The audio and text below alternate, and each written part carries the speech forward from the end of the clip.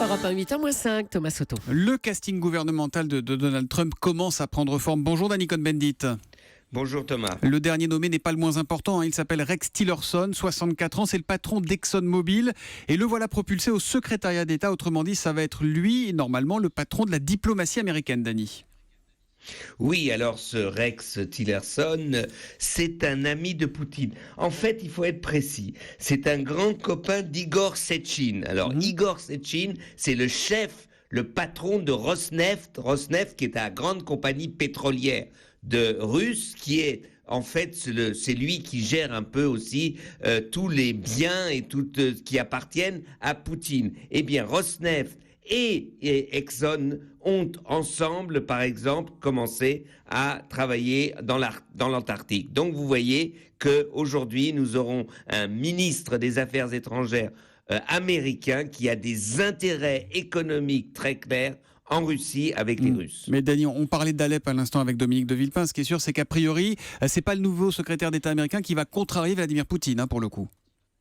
Mais non, justement, je crois que la politique de Trump l'a annoncé même, c'était de tendre la main à Poutine, dans un moment où quand même la CIA prétend, alors moi j'en ai pas les preuves, je sais pas, que les Russes ont tout fait pour faire gagner Trump, donc, et d'ailleurs, la diplomatie russe a déclaré qu'elle était très contente de la nomination de Rex Tillerson, donc on voit que pour là maintenant, une nouvelle donne, c'est vrai, et de Villepin vient de le dire, les Russes aujourd'hui et les Américains tireront dans la même direction, ce qui est vraiment très dangereux pour l'équilibre dans le monde. Oui, il vient de dire, Dominique de Villepin, à partir du 20 janvier, Trump rejoint la Russie.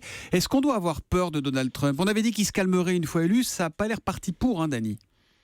Ah non, c'est pas parti pour. Alors, avec son climato-sceptique responsable de l'Agence de l'environnement, qui est en fait le ministre dans l'environnement, avec ses généraux, avec ses finances. Alors, Donald Trump nous avait dit qu'il va assécher le marais.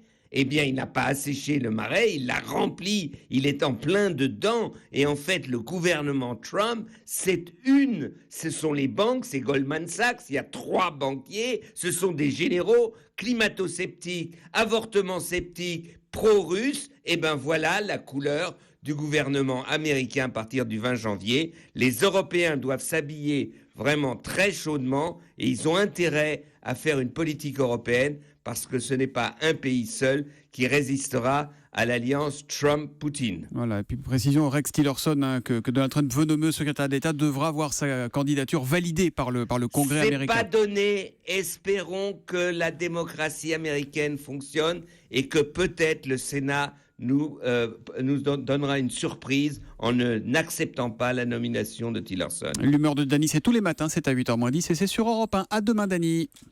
À demain Thomas, ciao ciao.